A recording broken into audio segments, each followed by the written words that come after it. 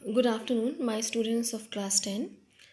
Today I am going to discuss something about the poem The Patriot, written by Robert Browning.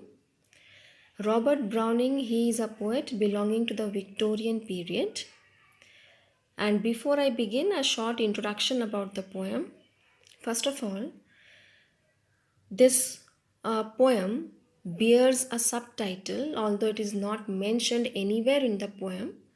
But you must remember that this poem has been given a short subtitle that is An Old Story. So the entire title reads as The Patriot, An Old Story. The technique that the poet has used is dramatic monologue. Why dramatic monologue? Dramatic because the poem is in the form of a conversation and there is only a single speaker. The patriot himself is the speaker, so it is monologue. Whenever we have only one speaker and the readers are assumed to be the listeners, that technique is called dramatic monologue. So here, as the poem is in the form of a conversation and it is a one-sided conversation, so it is a monologue, so dramatic monologue.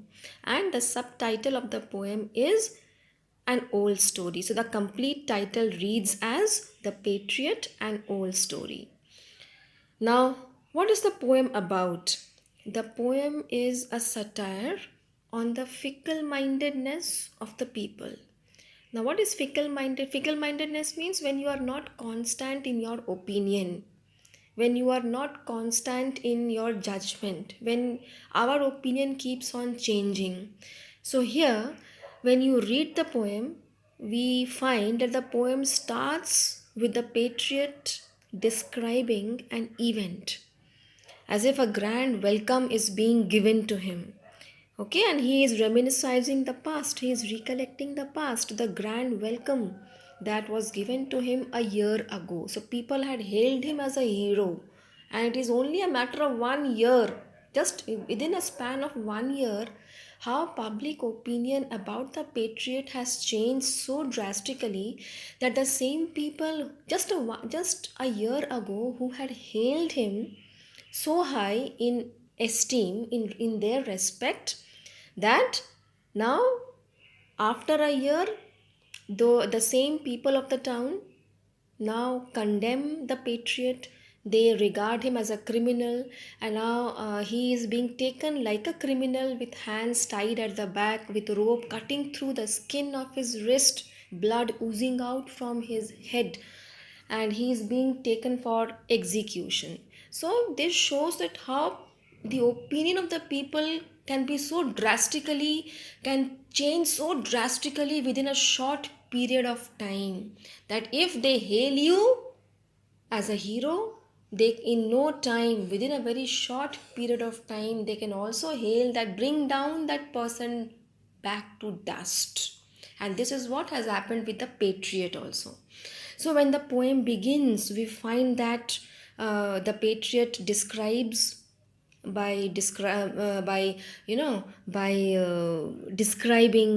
an event, a grand welcome that he was given, and all this happened just a year ago. So as it is a long poem, I will be discussing in the first slot, I will be discussing first three stanzas, and in the second video I would be discussing the last three stanzas. So first, to begin with, as I read the lines, please pay very careful attention to the explanation. So it was roses, roses all the way, with myrtle mixed in my path like mad. The house roofs seemed to heave and sway.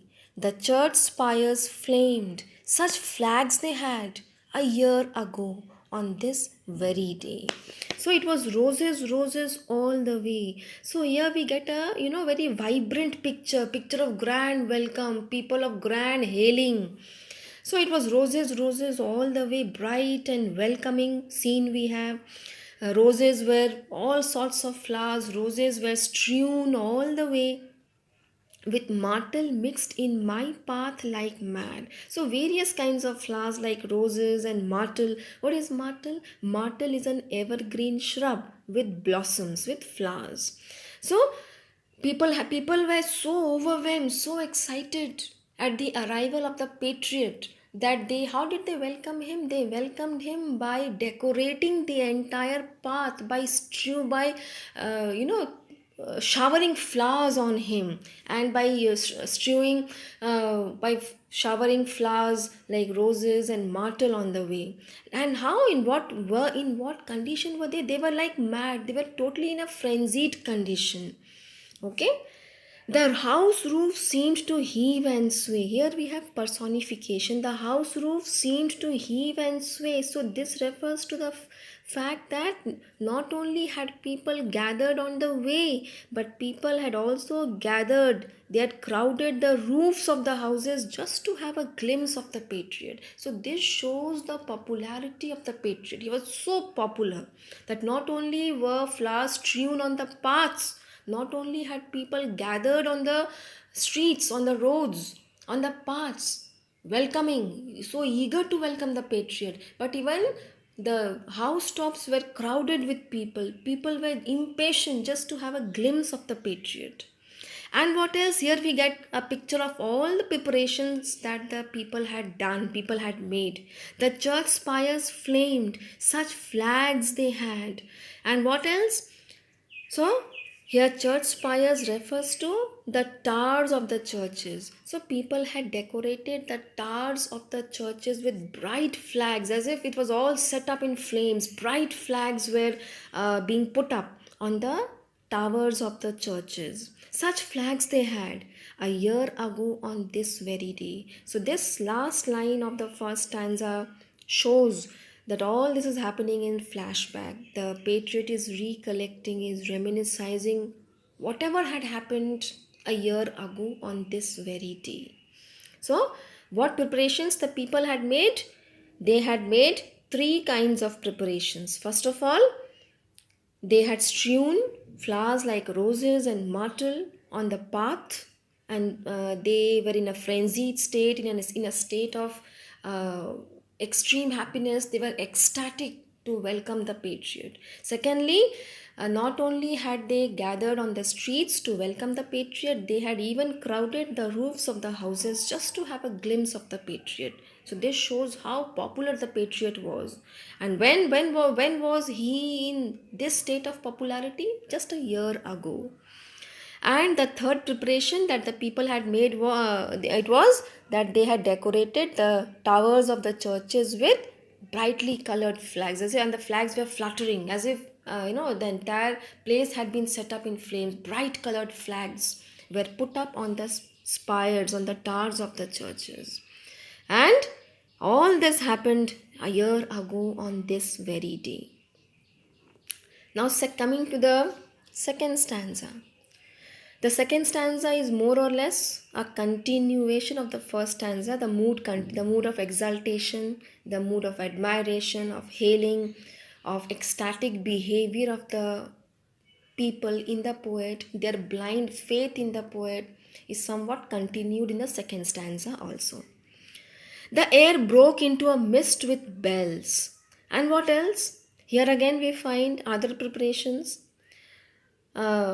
Bells were rung to announce the arrival of the patriot.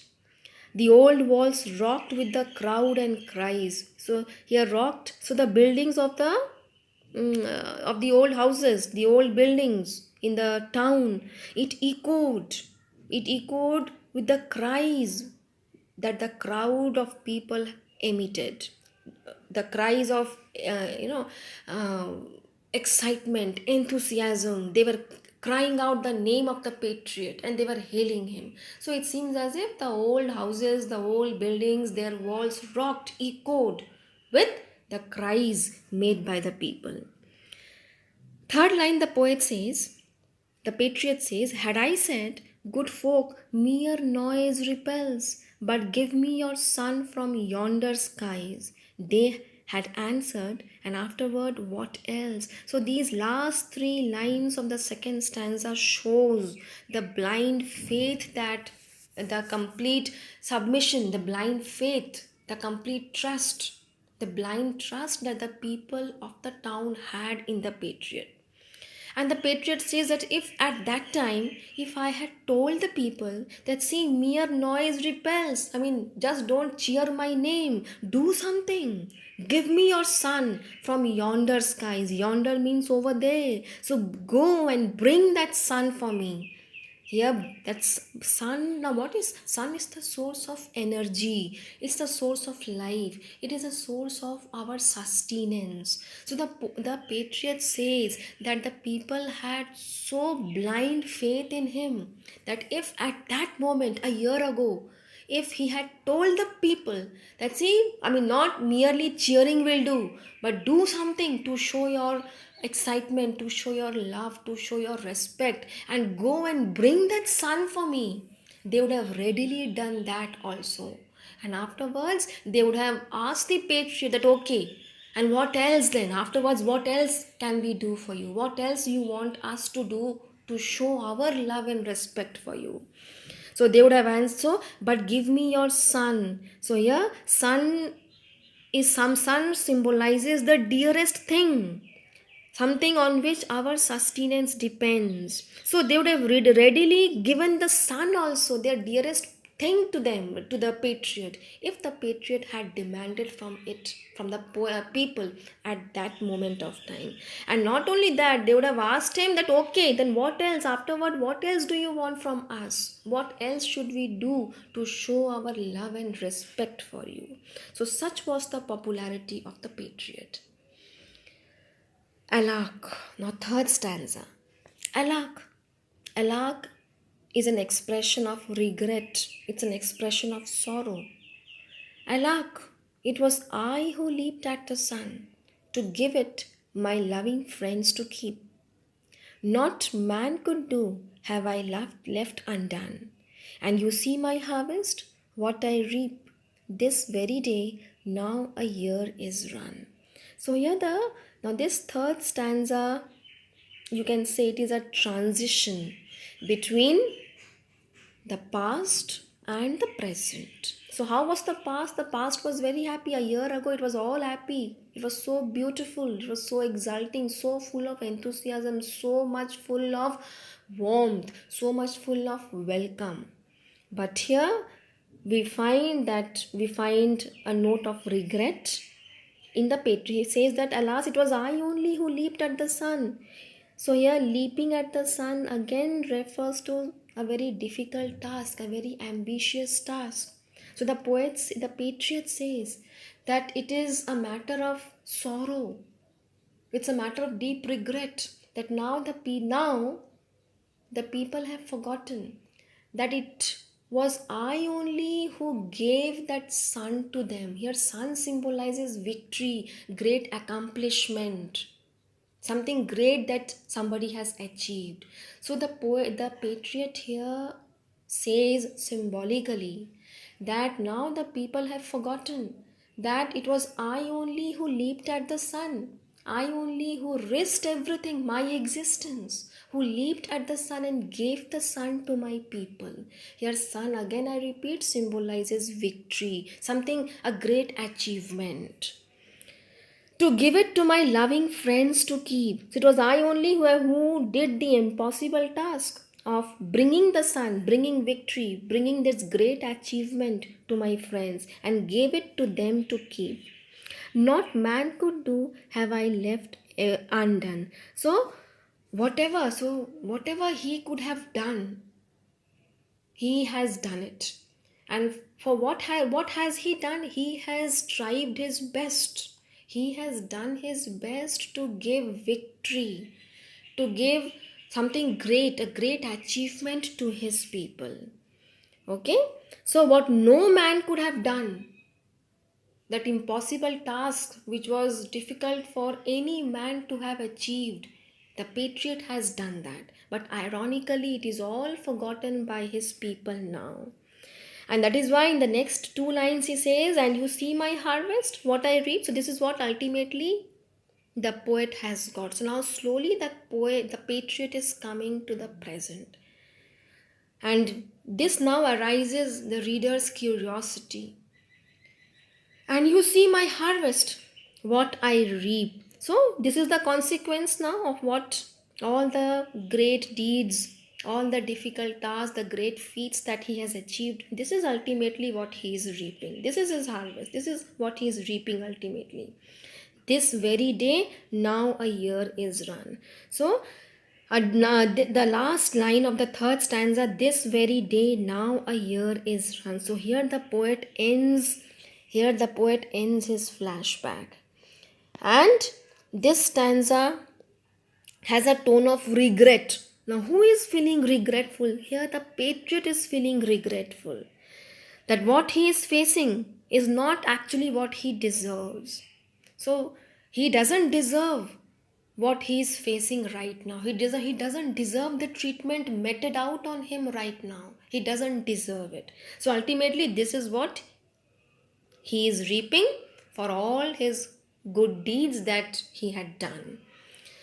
And ultimately, but still, he doesn't blame his countrymen. He doesn't blame his people. That is why he addresses them as my loving friends. And he says that whatever no one could have done that great task, that he has done it. And for whom has he done it? He has done it for his countrymen.